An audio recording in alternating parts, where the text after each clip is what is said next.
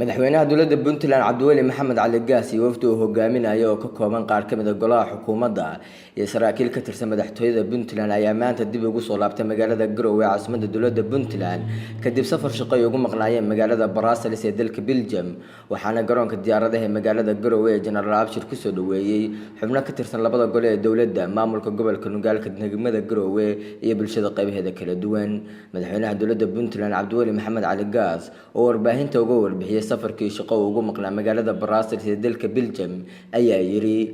shirkaas kulay waa la socoteen waxa shir la bari soconayay looga hadlayay duruufaha iyo xaaladaha kala duwan ee Soomaaliya ku jirto dhan dhaqaale dhan amni dhan siyaasadeed ayaa aad looga hadlay shirkaas waxaan isleeyahay waa ka duwan shirarkii hore marka la eego qaabka Soomaalida loo address gareeyay ama loo dhaqmaayay ama loo eegayay waxaan isleeyahay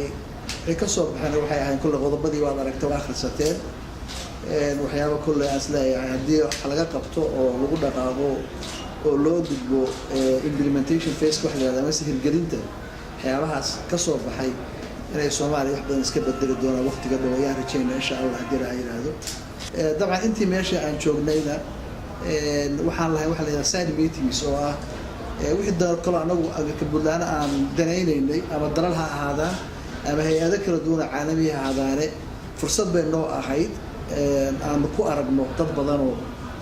Soomaaliya si gaar ah u danaynaya Puntland qaar si gaar ah u danaynaya oo dawladda iyo companiye iyo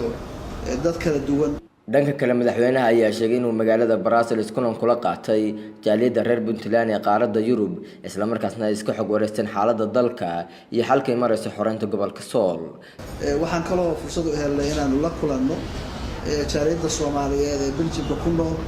iyo jaaliyada kale meel kale looga yimid oo runtii waqti soo galay in loo yimaadaan arkaan wareystaan xaaladda dalku ku sugan yahay naga wareystaan iyo guud ahaan Puntland iyo gaar ahaan xaaladda xoreynta dalka ee socota inaan si gaar ah warbixin gaar ah uga siino waxaan isleeyahay runtii wuxuu ahaa shir wanaagsan ka bacdina laba bari waxaan joogay Nairobi halkaas oo aan kula kulmay iyana dad kala duwan oo ajnabi iyo Soomaaliba leh gaar ahaan ganacsatada reer Puntland ee ku nool Nairobi oo laftigooda aan duruufaha dalka iyo xaaladaha dalka ka jira aan uga warramaynay iyo shakhsiyaad si gaar ah loo daneynayay oo iyana ka tirsan beesha caalamka Saciid Moomin Axmed Bulsho TV magaalada Qardho.